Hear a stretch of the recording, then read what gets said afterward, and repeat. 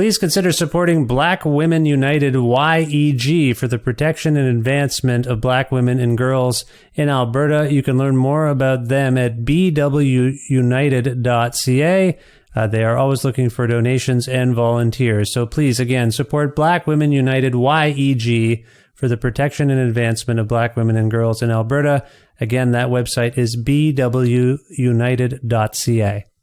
Hey, this is Adam from Toronto, and I support Creative Control because Vish is full stop one of the best arts interviewers in Canada, or anywhere in the world, really. He approaches every episode like he's known the artist for years, creating a conversational atmosphere that gets straight to the heart of the work. No one else in podcasting gets it quite right like he does, with a mixture of meticulous research, wise artistic insights, and well-humored personal connections. I proudly support Vish and Creative Control on Patreon. You should too. To make your flexible monthly donation to Creative Control, please visit patreon.com/creativecontrol today.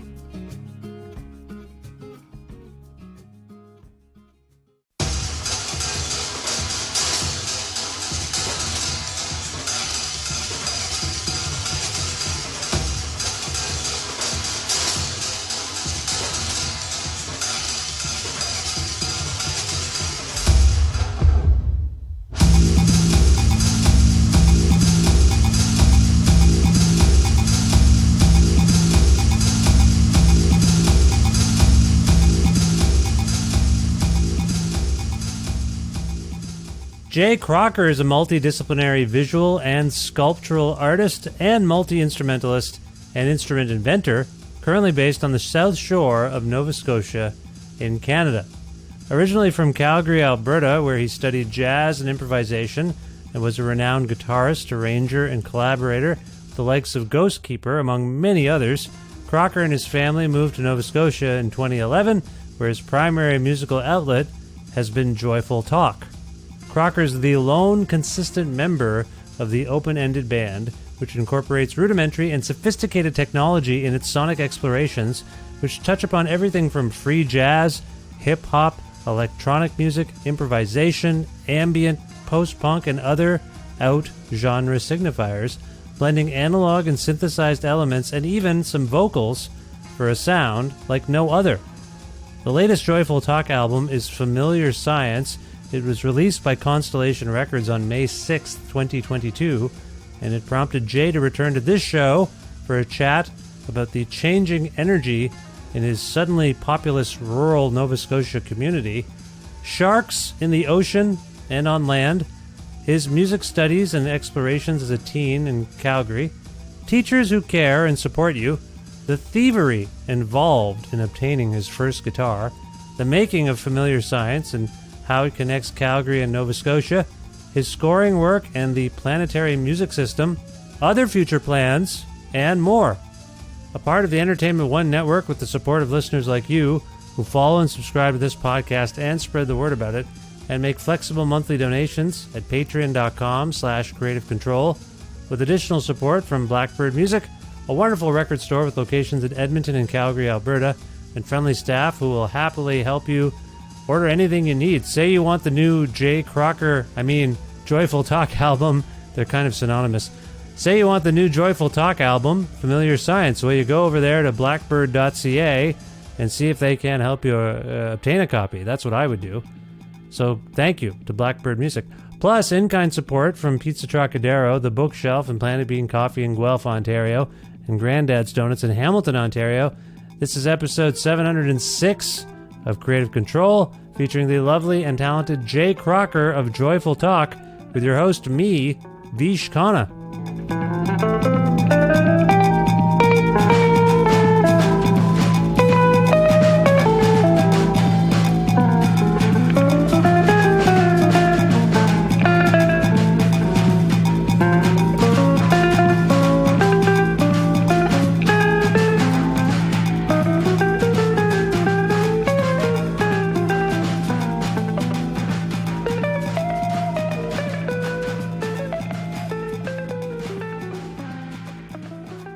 Hi Jay, how you doing?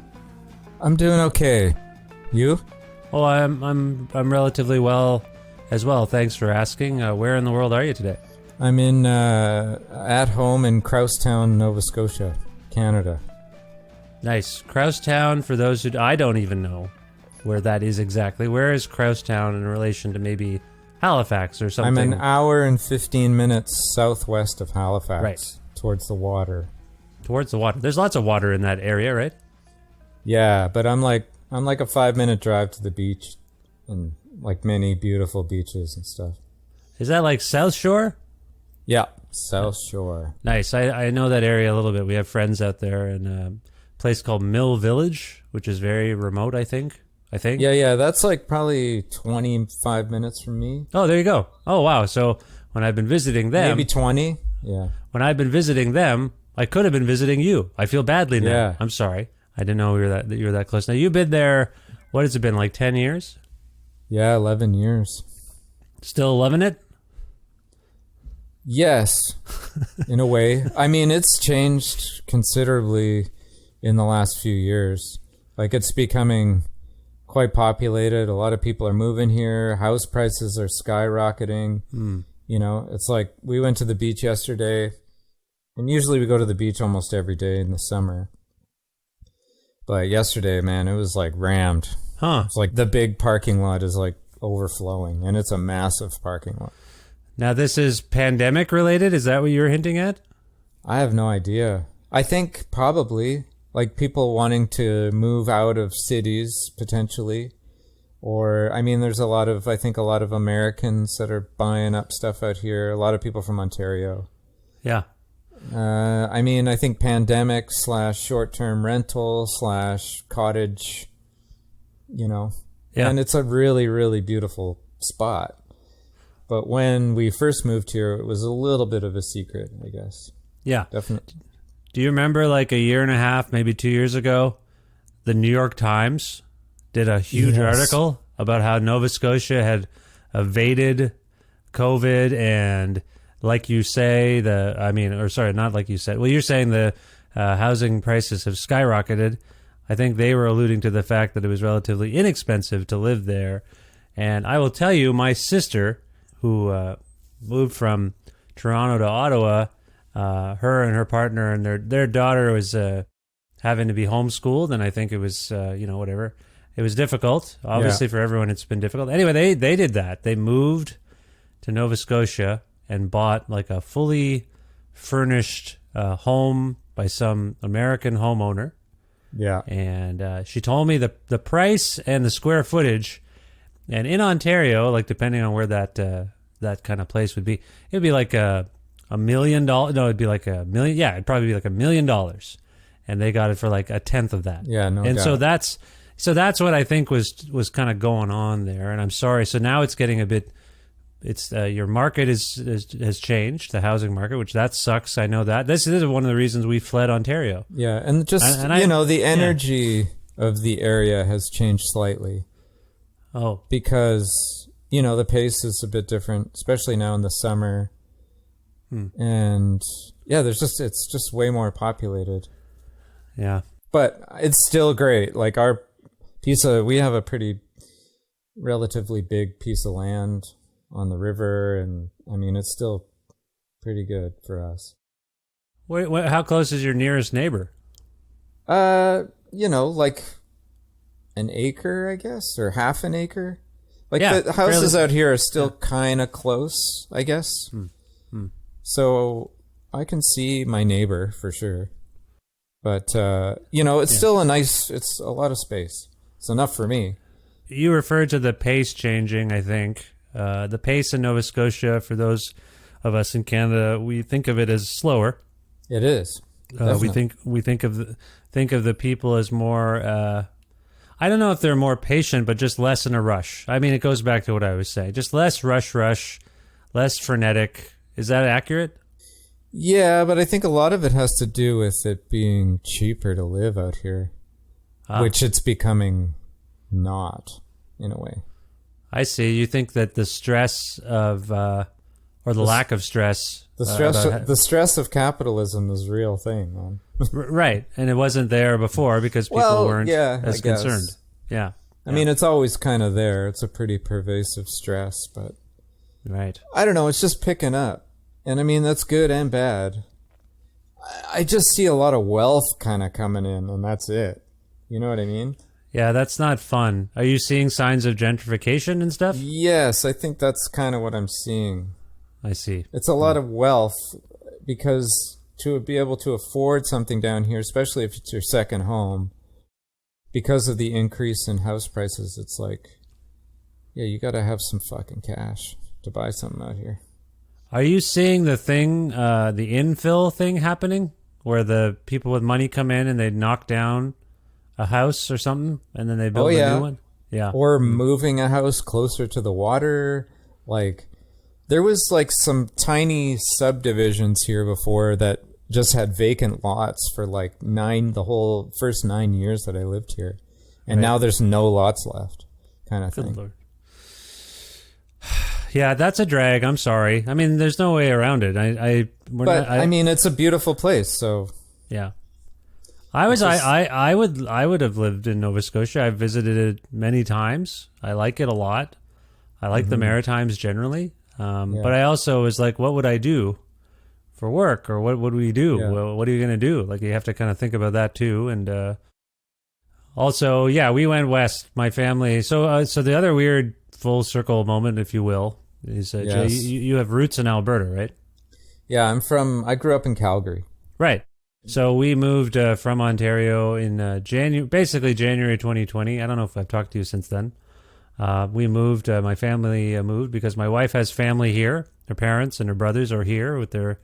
Is she from there, I guess? Yeah, from Edmonton. Yeah, sorry. So I'm from Edmonton, and so we moved, and jobs, better paying jobs beckon, and then you look at the housing market, and, it's more... We couldn't, I'm not moaning and whining, but like, yeah, we bid on like 12 odd houses. They weren't odd. You know what I'm saying? We bid on like 12 houses in Guelph and would constantly get outbid. Yeah. And that was really common. And I think, unfortunately we were talking and experiencing something that really wasn't in the news until more recently, where now they've raised interest rates and they're trying to cool the market. So yeah, it's just really strange to try to raise a family and own a home. And yeah, and it's becoming a lot harder to do all those things, especially for like the average person. Yeah, absolutely. So it is, I think it's similar. But so let's get back to Alberta for just a moment. You are from Calgary. Why did we actually establish this? What prompted you to move to a relatively remote part of Nova Scotia? Well, first of all, it was cheap. Yeah. Yeah.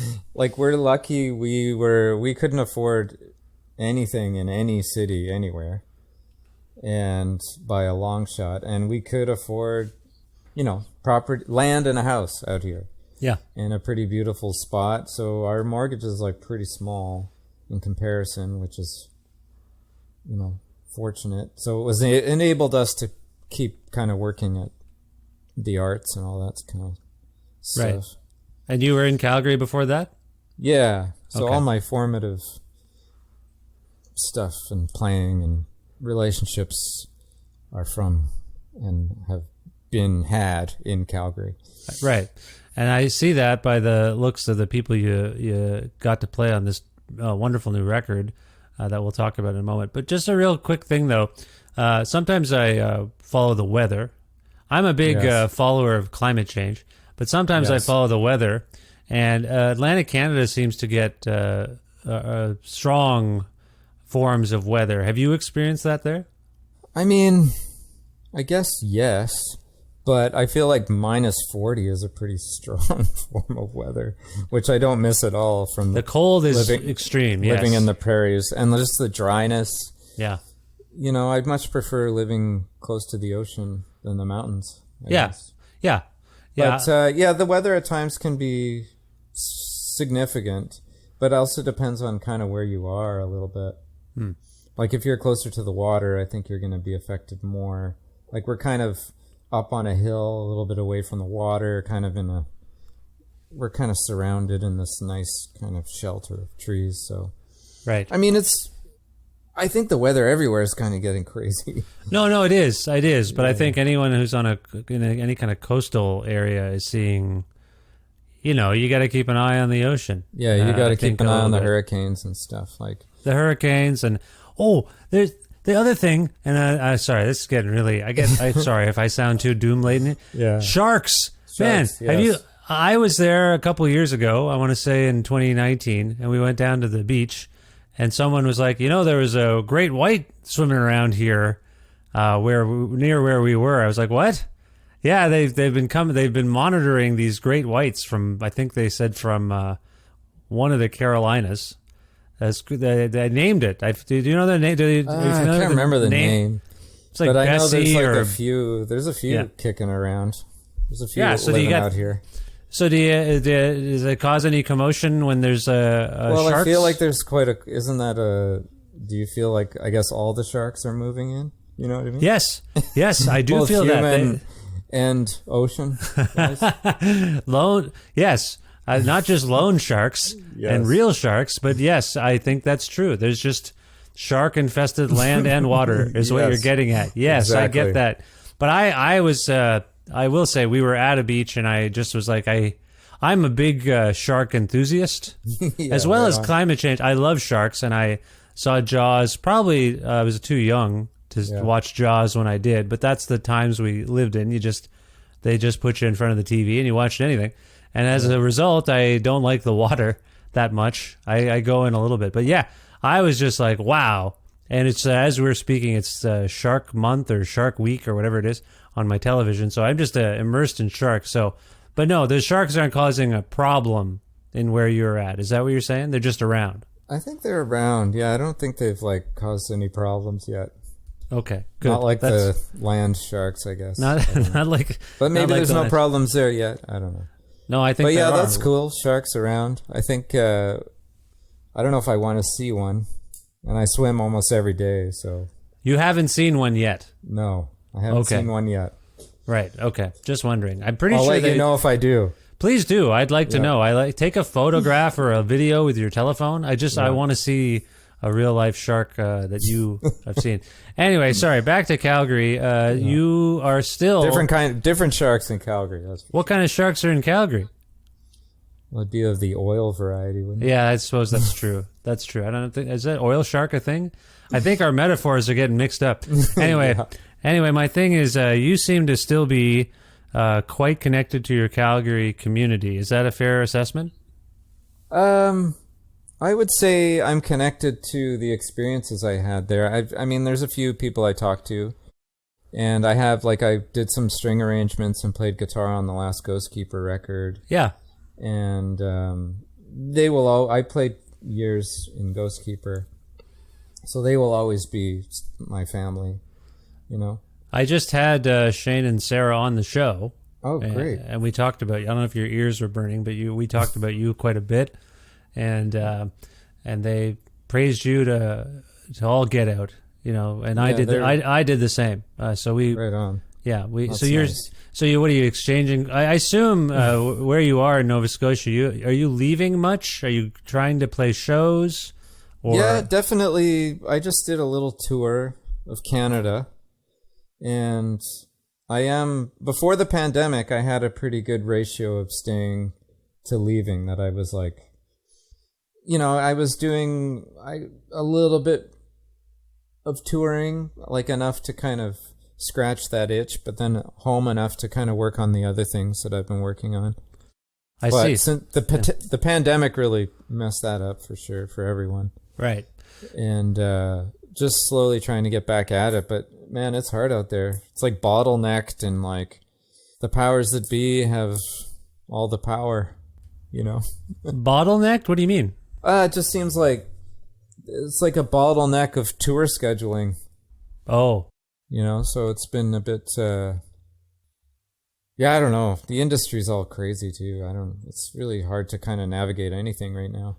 what do you mean? It's they're not overbooking per se, but it's just hard to get a show because Or everyone's they're playing? like, yeah, and they're making up for shows that were supposed to have been, you know what I mean? And I don't know. I don't have any sort of representation when it comes to that world, as far as booking and all that. I still have to do it. Well, I sort of do, but you know, it's not.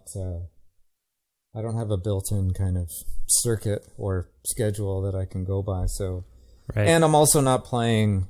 I'm playing some pretty experimental stuff. So, And are you playing some? I'm trying to think of the times I've seen you. They include everything from a basement house show to the Guelph Jazz Festival. Like you kind of, which is a bigger deal. Sorry. So you kind of do the gamut, right? You'll do festivals. You'll do alternative space shows, if you will. Is that fair? Yeah, definitely. And like with the last record, there wasn't. I had a pretty nice tour booked across Canada before the world shut down. And it was going to be me with a string quartet in each city kind of thing. Oh. Playing some bigger festivals and stuff. And then I guess this is a segue into Familiar Science and kind of the making of that. Yeah. I wanted to get kind of more towards like my improv and jazz kind of roots. So I started moving more towards that. And then so now I feel like I'm kind of wanted to go out and just like, have maybe a group here or a group that I do travel with a bit, but also if I can't travel with them, I'll play with other people in other places or have guests and, have it more of that kind of jazz ethos than kind of a set group. You alluded to your roots in improv and jazz. Yeah. Let's talk about those roots for a second. Where do you suppose those roots were formulated, if you will? Definitely in Calgary. And, through my good friend Chris Dadge, he started Bug Incision kind of a little after the time we met in jazz school. And, so that's kind of, we really started getting hardcore into like improv and free jazz and stuff like that, kind of around the same time. And, what is jazz school? What does that mean? Well, it's just studying whatever jazz is, I guess. I don't know. Learning how to work out. Where did you study jazz exactly? Mount Royal College in Calgary. Oh, Mount Royal. Okay. Yeah. All right. So they have a music program. They did. They don't have one anymore. Oh no. What? The Sharks? Is this the Sharks? Yes, I think it's, definitely some sort of shark analogy could be made there for sure. Was it a good program? Yeah, it's all right. I mean, I met a lot of good people that I still kind of keep in touch with. Like Chris Dadge was there, Monty Monroe or Scott Monroe was there from Preoccupations, and my friend. Just, a lot of people kind of still play and enjoy music, I think, that were in that year that I was, or those 2 years that I was there. Do you know what spurred, can we think back on what spurred your interest well, actually, so Jay, you've been on this show before, we've talked before. Yeah. I don't remember how biographical we got. I don't know how you started out in music, what piqued your interest in music presumably as a child or a young person. Can we go before we get into this? You want me to go all the way back to the pawn shop? I'm curious about it before we get into Familiar Science too much further. I'm just curious about this because we're in a roots oriented line of thinking right now. Yeah, let's talk about that. Do you remember do you have a sense memory of where music landed with you and why you thought you could get involved? Well, my parents were always pretty interested in. They were avid listeners of music, but mostly just,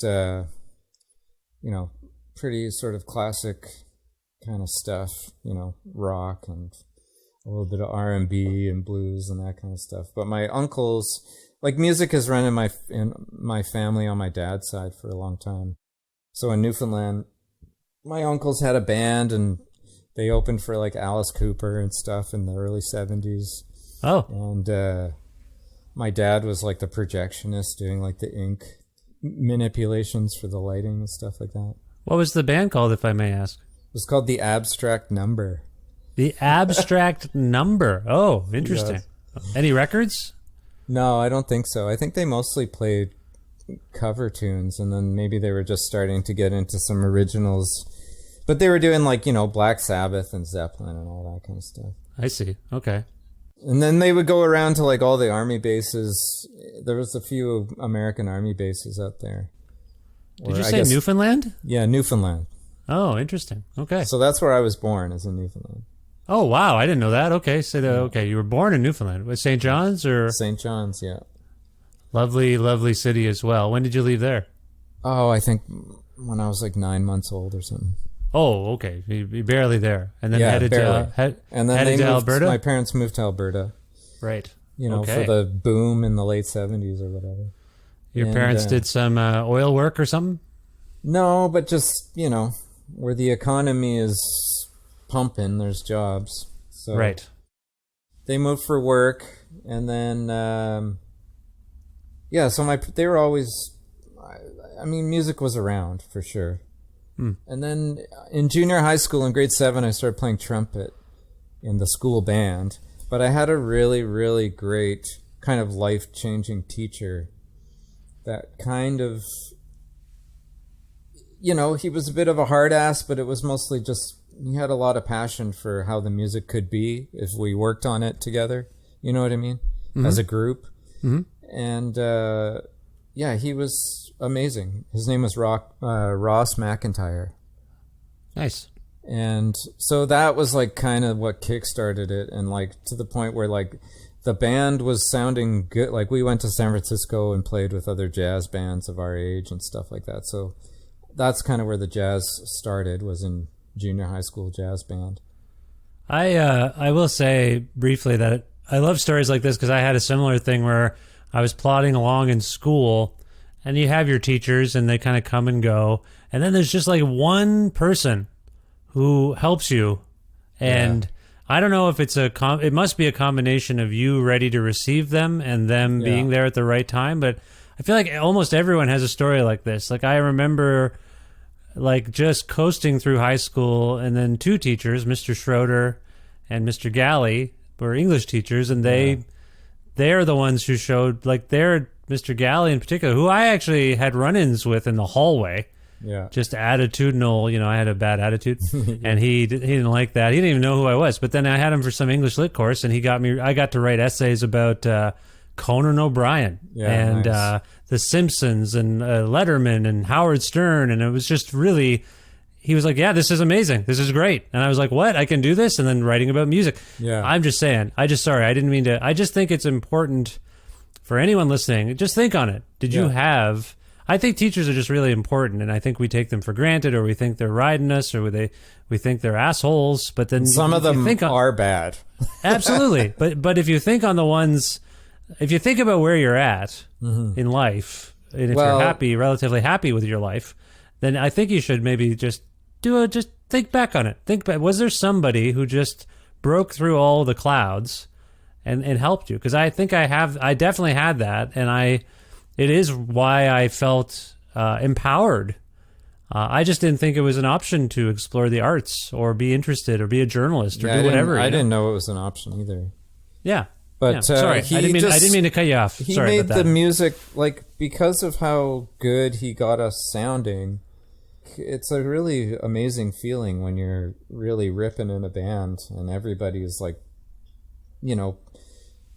pulling in the same direction, but also like expressing themselves.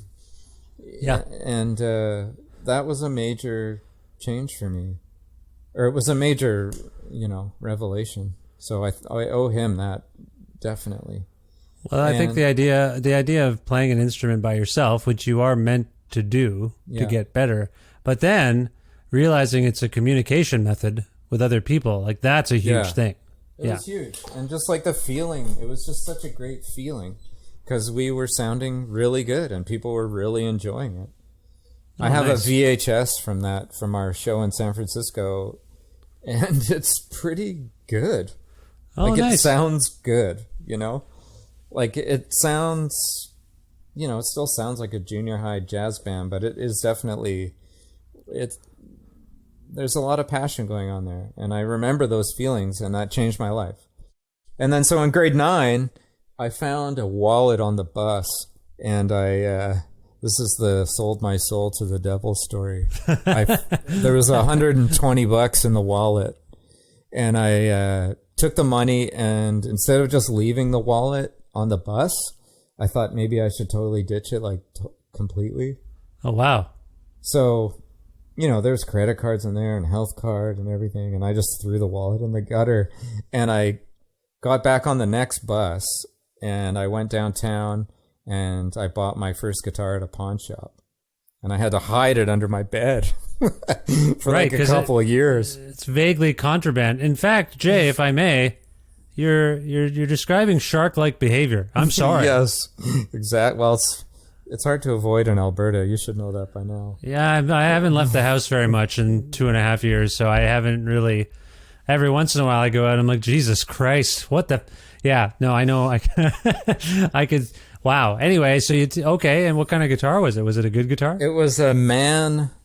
There's a brand. I think it's a Japanese guitar by the company called Man, MANN, and it was a Les Paul. I still have it. Oh, like a copy. Yeah. Nice. Okay. I still have it. Now, but what possessed you? Because the jazz band you were referring to, were you playing trumpet in it? Yeah, I was playing trumpet, but I wanted to play like rock music. Right. I wanted to. It was like that would have been like 1990. Oh wow! Okay. Maybe or something like that. Like grade 95, 94 maybe. So just as the alt boom, it was. Oh yeah, it was grunge full on. It was like, I want to learn how to play About a Girl. You know what I mean? Oh, that's exactly where I was at. The first song I ever learned to vaguely play on guitar was Come As You Are by Nirvana, and that changed. I think it was either that or the song Money. You know the song Money? Like that's what I want, which anyway, it was one of those. I think it was Come As You Are though, where I was like, oh, this is possible. Like that in itself, picking up an instrument. I actually still remember your friend and mine, Steve Lamke. I was once, we grew up playing music together, and by that point, nice. By that point I was playing drums and learned. I'm going to see Steve tomorrow. Oh, lovely. That's right. That's great. Yeah, he's on tour. I saw that. Anyway, Steve and I grew up learning to play music together primarily. That's how we both learned to play, really. And I still remember getting behind the drum kit, and Steve, I think he quite admired his older brother in many ways. And Ted would get him into, was influential in terms of taste making, I would say. Anyway, I got on the drum kit and I started to play the drum part for Combination Lock, which is a song by Fugazi from their album Red Medicine. Nice. And I remember Steve saying to Ted, like, look, he's playing Fugazi, and Ted, I don't think Ted was that impressed. It's not that impressive a drum beat. But just this notion that, like, one of us could play like the people we admired, that was still within us at that point in our lives as teens. Like we can probably do some semblance of what the people we admire can do. So I gather you were going for that and saw guitar as something that might empower you and teach you how to do things. Is that fair? And yes, but I do wish that I had not picked up the guitar and stayed with trumpet sometimes, for sure. Oh, really? Why? Just because, I mean, I would have had a pretty good head start. Oh. In a way, like, I would have, it would have been a more straight ahead journey. But I'm just saying, sometimes I think that, not all the time. I gather that when the guitar came out from under the bed, your trumpet replaced it under the bed? Did you put the trumpet away? I didn't take band in high school, so it kind of stopped in grade 10. And there was a guitar class in my high school, so I could take guitar class. Yeah, and it was just me and my buddy Steve, who was a keyboard player in the first band. But anyways, I'm getting ahead of myself here if you want the full history. No, sorry, I'm interjecting and we're bouncing around, but I hope it's okay. Yeah, it's fine. I'm relating to what you're saying, and it's making me jog my own memory. But please, please continue.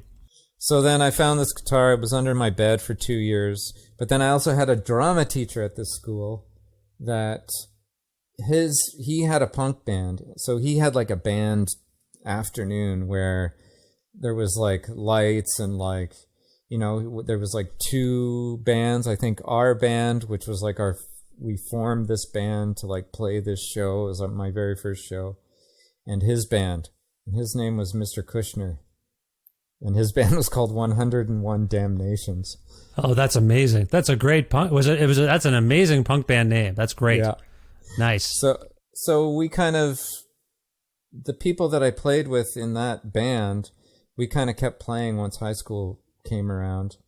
And then we just kept playing and playing and playing. And then once high school ended, we decided to just see if we could tour and be a band, but we didn't have enough songs. And then so we got our first gig at like in Banff or something, and we had to play 3 sets. Oh no. And we only had like 7 songs. So we just stretched them out, and then that was kind of our thing. And we had and then we had this manager, booking agent that kind of stepped in after a couple years. Maybe when I was 19. And they had major connections to like the jam band world, which none of us had any. We had no idea that this whole world existed, because Calgary is like a pretty straight ahead, like rock, indie rock kind of town, right? Punk rock kind of town. Like there wasn't much of a jazz scene or like of any kind of scene other than that. And we were going to all ages shows, and that was also very formative in understanding that, oh man, we could start playing shows. So we just started doing all ages shows in high school. And then, it's a classic story. Mm-hmm. And then, so after high school, we toured for about 5 years, and there was a lot of we were jamming, we were like improvising a lot, but more in like the funky kind of funny, improvising, I guess. Right. And then after that band, I decided to go to jazz school when I was like 23, I think. 24. After 5 years of, I don't know, we played hundreds of shows with that group. It was pretty fun. That's great. I mean, I think that's great. And then, so you get into the jazz school, and you're saying, like, you earlier when I asked about it, you say you forged some important friendships and relationships, but was the actual curriculum or the course of study or the discipline of having to study, do you think that helped you? Oh, yeah, for sure. Okay. I mean, learning how to learn has helped me in all facets of my life. I didn't graduate or anything. I didn't want to take the electives. It's just like, fuck that. I know I'm going to this is what I want to be. And I didn't really care about getting any sort of documentation involved. I see. Okay. But it was good. It was a great experience, and the relationships that I got there were great, and the knowledge I acquired there was good as well. So at some point after that, you do sort of enter. It's not how long after these experiences do you enter more of like the indie rock realm, if you will? I don't know if I ever went hardcore into indie rock, because it's never been like something that I wanted to play as just like straight kind of dan dan dan dan dan dan dan dan, kind of rhythms, Yeah. I prefer a swung rhythm, and also from listening to hip hop and jazz, like that all kind of starts meshing. And like once I started really exploring jazz, it's like it's endless. That art form is completely endless. Like, and how it splinters off into hip hop, and also like just how much was going on, and the different eras of jazz. There's just so much to explore. And then also with your own playing and your interpretation of how you want to perform that music, or it's really an identity-based thing, and there's just so much, and it's so open. Yeah. Let me put it to you a different way. I appreciate what you're saying about the conventional understanding of what that indie rock genre signifier is. In my view, something occurred in that period you're talking about, the mid to late 90s, where sort of those musical orthodoxies kind of shrunk away. So we're at a point now where it would not be unusual for Vijay Iyer or Jeff Parker or Flying Lotus or Bad Bad Not Good to be playing what is otherwise ostensibly thought of as an indie rock music festival. Yeah. Indie rock seemed to be the new catch-all for what I always viewed as punk, which was completely free. and open, and you could have hip hop elements, and you could have jazz and swing elements. Like the thing about post-hardcore for me, which I think also is an unheralded leader in bringing us to where we're at now in terms of, it doesn't. I was listening. I don't know what happened to me, but in high school, I would, and in junior, all throughout my life, I would take out films and CDs and records from the library. Yeah, I definitely did that as well. And I would dub them. If I liked something, I would dub them. So it was not unusual for me to make a tape, and on the one side, it might be an album by Hoover, but on the other side, it might be a live Thelonious Monk record. And I saw the connections between those things, and they influenced my attempts to swing in punk bands and hardcore bands. The bands I'm talking about with Steve and Dallas Worley as well. Both those. I don't know if I found Calgary that open. Right. So it's your circumstances. I see what you're saying. I guess where I'm coming from is, I first caught your name through your work as an artist when I was at like CBC Radio 3. That's when your name started to. I don't know if it was Ghost Keeper. So I was doing the big band stuff at that time as well. Right. Okay. Like I was doing like this kind of pseudo experimental pop free jazz kind of stupid thing. Yeah. But so I did a couple records like that, and then I kind of stripped it down and just did another kind of singing record. But at the same time, I was playing with Ghost Keeper, which was another really great experience. Mm-hmm. And then I made a free jazz record called No More Shapes with my friend Eric Hamlin. Mm-hmm. And I was doing lots of improv shows because Chris started a series called Bug Incision. Yeah. Which turned into like a record label and still a concert series to this day. Did he change the name or something? Chris? I thought he did. Or maybe he changed his Instagram. I forget. There was he made some sort of announcement that something was. I think maybe he just split the two, so he wasn't getting emails. Oh, okay. So, that was kind of my formative sort of experimentation with that music, was playing as many of those shows as possible, and we would get together and play and record everything, like, twice a week, 3 times a week sometimes. Right. Just playing free music of any kind. From like, I would have like a blender and a banjo, and just like, that would be my instrument. Yes, exactly. Weird. Just as far out as possible. Yeah, we like actually Eugene got fired. And Julia Child or something at the same time. Yeah, I think I get it. We got fired one night. We were playing. Dad, he got a gig at the jazz club in Calgary. I don't know if it's there anymore. I don't think it is, but it was called the Beatnik. Mm-hmm. And we got hired for 2 nights, and I was playing like prepared banjo with like ring modulation and like, medicine ball or something, with like Dadge playing prepared drums, and then like our friend Dan Michael playing bass clarinet, and then like kind of like a more classical kind of show tune pianist named Mark Limacher. Yeah. And we played 1 set, and then they fired us. Because they had like hired a birthday party or something. Oh no! It was it was really funny, but that is funny. Now, some of the music you're alluding to there, you released under your own name. Is that right? Yes, Jay Crocker. And then there were other. Did you have other monikers, if you will? No, I don't think so. It was just clarifying that. And then No More Shapes was the other one. I did some writing and recording on that one, and then Ghost Keeper was pretty heavily involved in that project. Right, I and was living in Calgary. Your name came up because you actually play on the latest. You already said this. You play on the latest Ghost Keeper record as well, so you're still connected. So I'm looking at the people playing on this new record. Eric Hamlin, you mentioned. Dan Michael, you mentioned. Chris Dadge, you mentioned. The other people are Nicola Miller. Yeah, that's somebody from out here. Right, and then you've got Kyle. Yeah.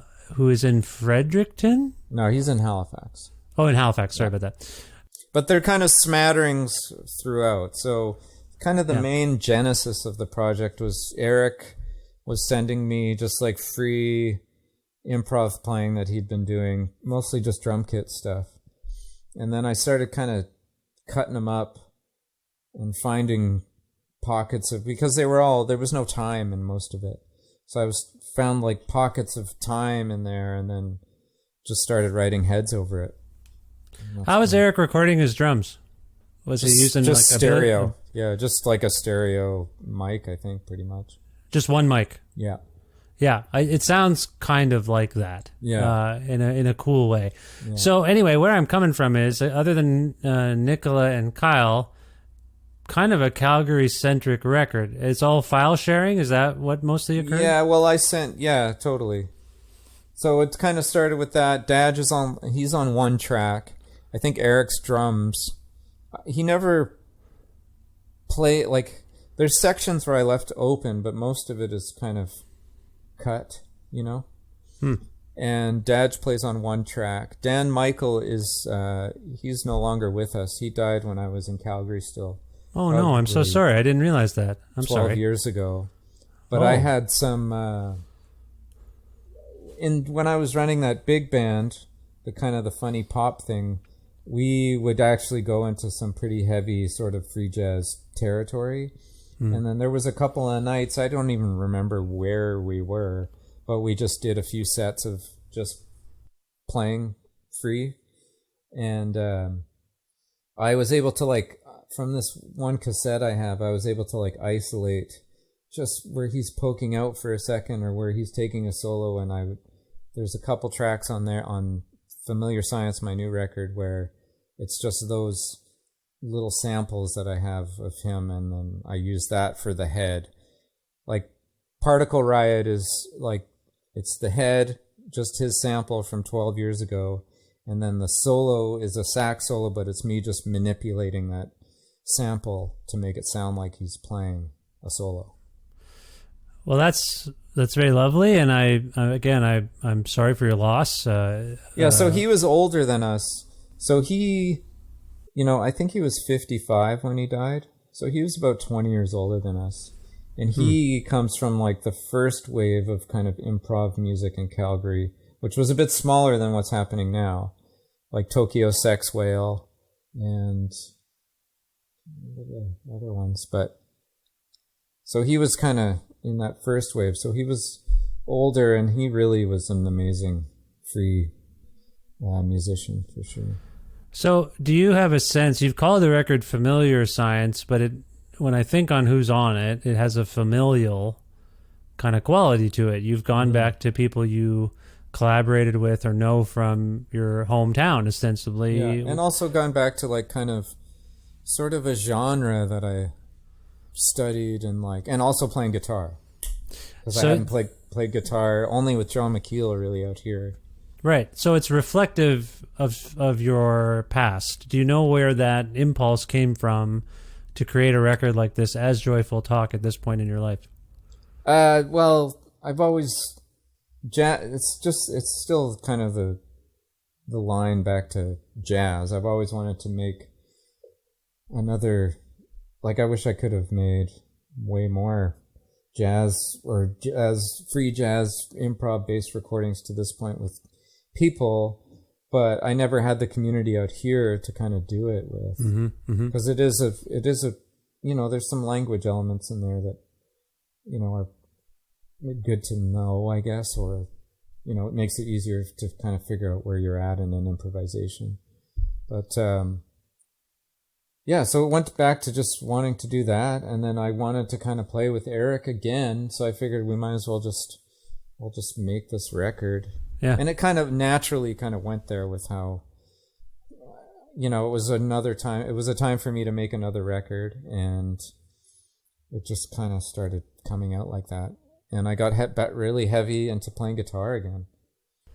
I mean, it's a wondrous record. I love having it on in the house. I've had it spinning on the turntable there, and it fills the whole room. It's great. Now, one of the things I found interesting about one of the stories you were telling, I think you were talking about maybe it was Dan Michael and you playing, and I think you were suggesting that maybe he was being a bit steady and you were playing a bit. Maybe I'm misinterpreting this, but you know what? Scratch all that. What I want to get to here is Nicola.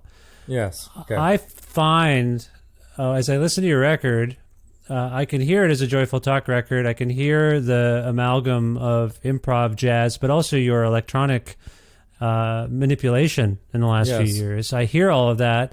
And then, but Nicola's work, I'm looking at the credits here, she plays alto saxophone and flute, almost like an anchor, almost like a steadying influence in a lot of ways. Your guitar will do that sometimes too, just like give us a melody to kind of cling to as everything else is exploding.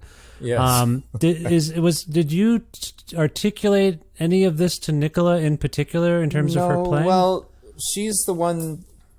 I met her a few years ago, and she was playing like, you know, kind of brewery, coffee shop kind of jazz, restaurant kind of jazz gigs out here. Mm-hmm. And we kind of hit it off, and then she was like, "You should come and play. Like, you know this music, you should come and play." So that's she kind of got me back into kind of playing kind of straight jazz. I see. So, I mean, her main feature on that one is there's a beautiful solo she plays on a track called Ballad in 9. Mm-hmm. And the chords were kind of like, I kind of had a good feeling she was going to be able to play something amazing over that. So the chords are kind of written for her almost. Right. Okay. So as far as the steadying, right. I don't know, like it was still pandemic. So she came over once and cause you know, we had to stick to our cohorts or our bubble or whatever. Right. And I don't know, if you have somebody like that you know you can count on to play those melodies, then you write the melodies. You know what I mean? No, it's fair. And sorry, do you feel like my characterization of the steadiness between you and her in particular is off or in any way? Or No. Yeah. I feel what you're saying for sure. It feels just purposeful. It feels very purposeful. Like it's just something to anchor your ear to. Mm-hmm. In a way that's familiar, like it's not particularly discordant, but everything else can be, and so I appreciate that. It's the familiar in the fog, if you will. Yeah, but I feel like it's like maybe some of it has to do with knowing that if I write these, because I still approached it as like heads, like a jazz head, you know, which is essentially just the melody, and like knowing that she would be able to play the stuff that I could write was maybe the anchor that you're hearing. Yeah, I think that's fair. Now, Joyful Talk it's capable of taking different forms. That's another thing we've learned. I feel like the last time you were on the show, you were on to talk about Plurality Trip. Is that right? Yeah, I think so. We were in Toronto and I was late. There's something happened and there was tech issues and it was horrible. I'm sorry about that. I still feel badly about that. But we did it. We still did it. It was just anyway.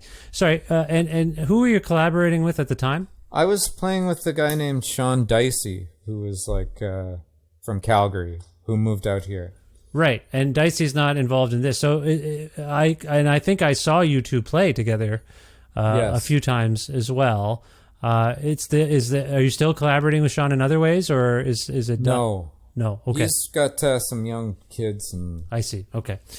And I just I have a couple other people that I'm playing. Aaron Mangle. Right? Yeah, of course, from Cousins and. He's playing drums when we're doing it live. Oh, great! He did on this last tour. Great. So that was pretty fun. And then a guy named Al Melnick is playing keyboards. So we're doing it as like a jazz, well, not jazz, but like a pseudo kind of fusion. It's live. It sounds more like fusion, which is pretty awesome. Right. I see. Okay. So you're still playing and so Joyful Talk can take, you're the constant at this point. It's always, I think, is the key thing I'm trying to get to. Yeah. I mean, I think maybe you could replace Joyful Talk with Jay Crocker, I guess.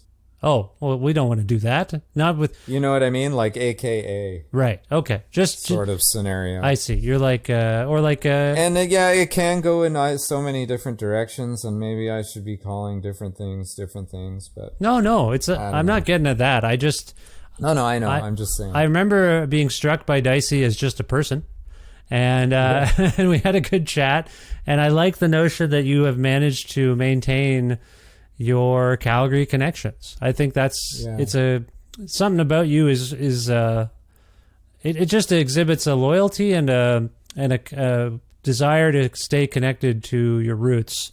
And I feel like some of that is coming through on this record. That's kind of where I'm coming from. Yeah, nice. Yeah. No, I do. I mean, I love my friends, I guess. No, and that's fair. It's lovely to.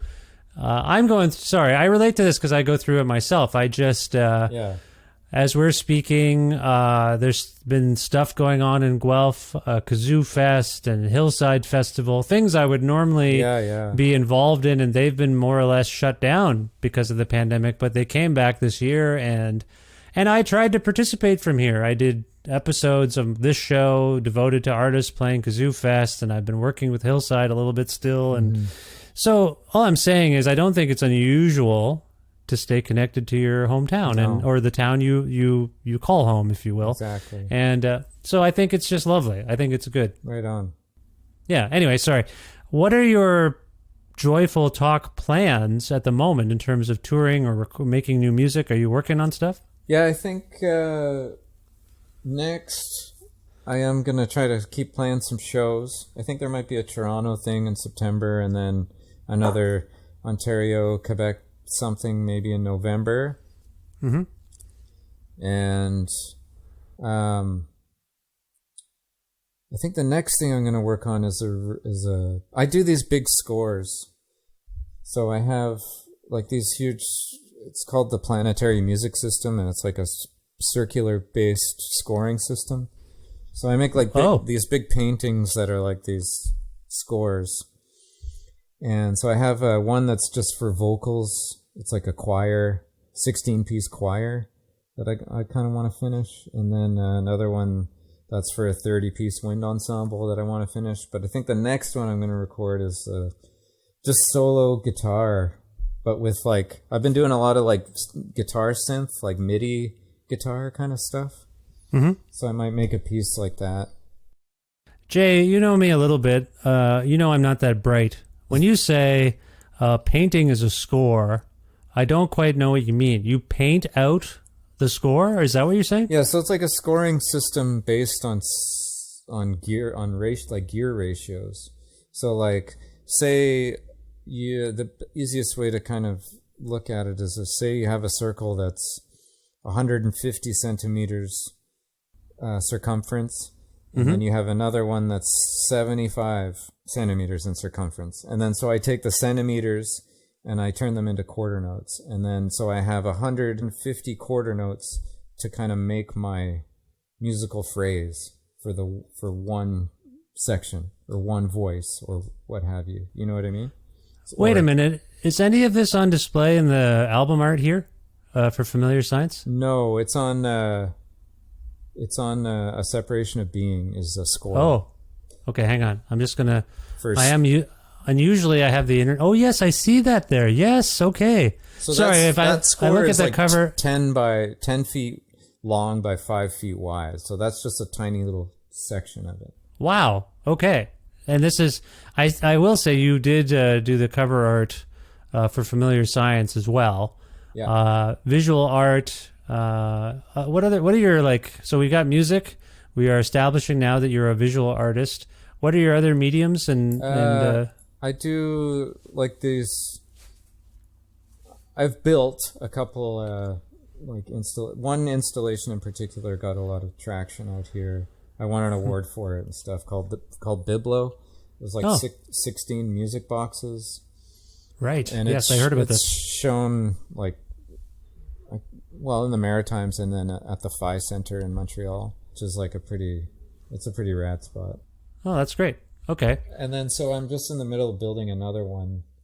It's like all these undulating mirrors that like reflect light and all these, like kind of like a mirror ball wall that's like constantly undulating and reflecting light against all these sensors so that creates like the soundtrack for the installation.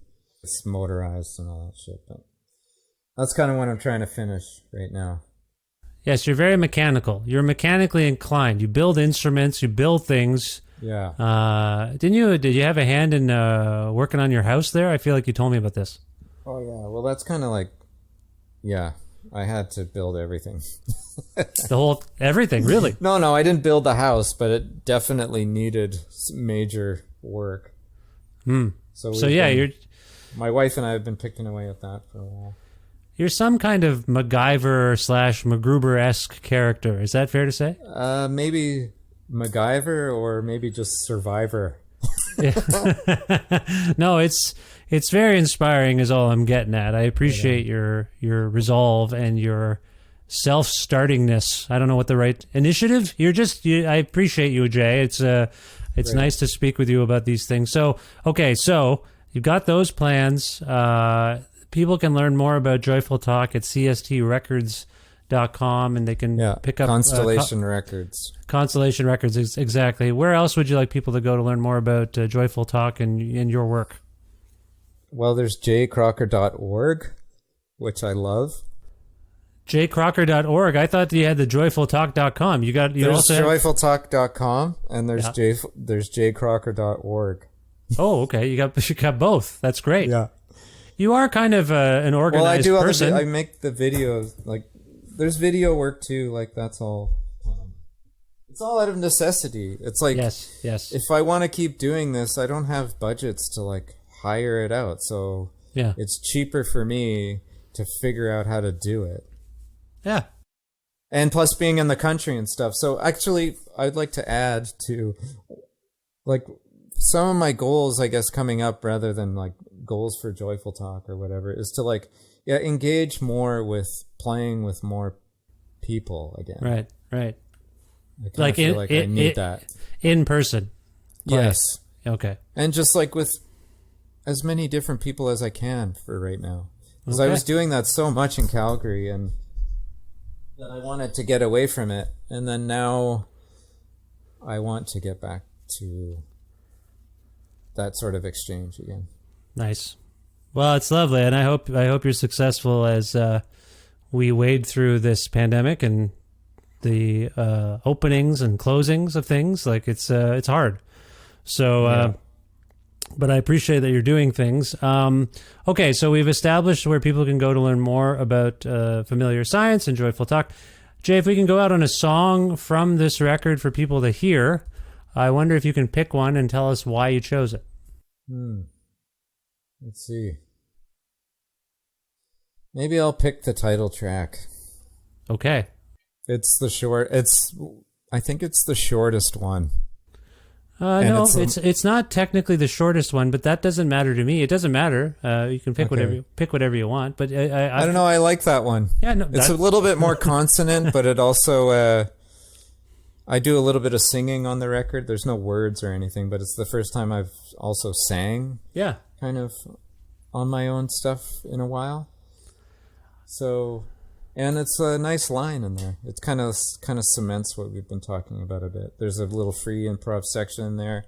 Nicola's in there. There's some guitar, I appreciate that you, for whatever, I think it might be clear why you would be in a reflective mood and revisiting things from a more idyllic pre-pandemic time. I'll leave it at that unless you want to expand upon that. But I think that makes sense that you would have all these notions swirling about in your mind and in your heart as you endure this completely weird time. I mean, music has always been able to connect to me. So maybe it's just like that sort of feeling of absence of connection. Yeah. I kind of maybe... Yeah, that's kind of spawned, this record and kind of this path that I will be on now for a bit. Well, I think, and also as we live virtually, we all feel more invisible. So I think actually using your own voice in the wilderness, if you will, I think there's something to that too. Like, I'm here. You may not be able to make out what I'm saying, but here's a human voice, I think that's there too. Exactly. Yeah, definitely. All right. Well, without further... Appreciate that. No, I thank you. I appreciate you appreciating that. without further ado, this is Familiar Science, the title track from the beautiful new record by Joyful Talk. Jay, thank you so much for returning to the show and spending some time with me. I hope you're doing as well as you can be there, and I wish you the best luck in the future, and I hope we talk soon. Great. Thank you so much. I really appreciate it.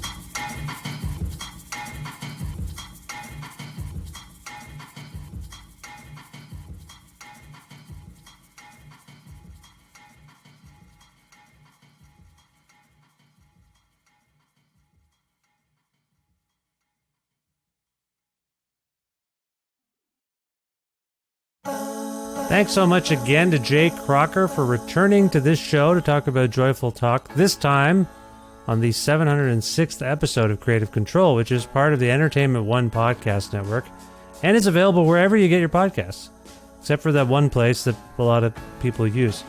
If you can't find an episode that you're looking for, you've heard about something and it's not on any of the platforms that you usually get to because they have these podcast feed limits and they only go back so many episodes, some of them have that.